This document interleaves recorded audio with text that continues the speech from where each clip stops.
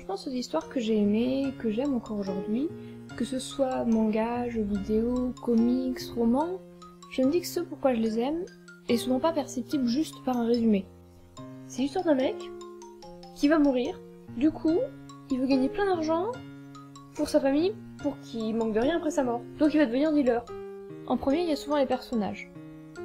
Ceux qui ne sont pas parfaits, ceux qu'on adore détester, ceux à qui on pardonne d'être comme ils sont, et ceux qui nous feraient presque arrêter l'histoire tellement ils nous insupportent.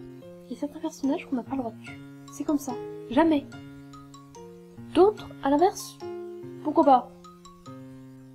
Ensuite, il y a ces scènes.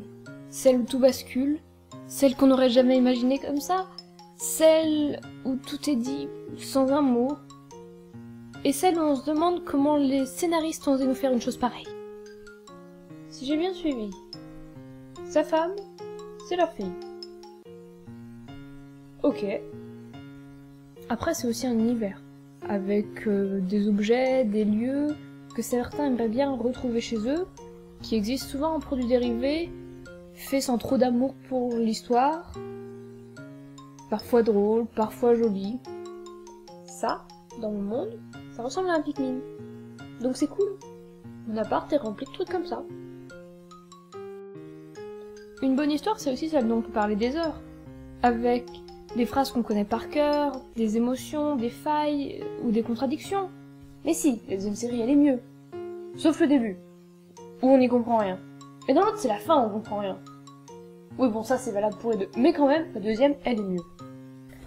Mais pour commencer, un résumé serait quand même peut-être pas mal. Alors voilà le programme. Dans Au-delà des bulles, je vais vous présenter des bulles, c'est-à-dire des histoires, des sphères, des univers, en 3 à 5 chroniques, pendant un mois. Dans un premier temps, initiation, qui sera pour vous présenter l'histoire dans son ensemble. Ensuite, présentation, pour vous faire découvrir un ou plusieurs personnages trop méconnus à mon goût. On continuera avec immersion, pour regarder de plus près une scène hyper importante ou que j'aime beaucoup de l'histoire.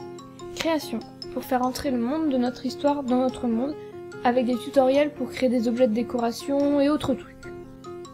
Et enfin, discussion, pour clôturer chaque bulle. Une vidéo en direct est retransmise dans laquelle 3 à 4 personnes discuteront de leur point de vue sur l'histoire. J'espère vous avoir mis l'eau à la bouche et je vous dis à très bientôt pour partir à la découverte des bulles.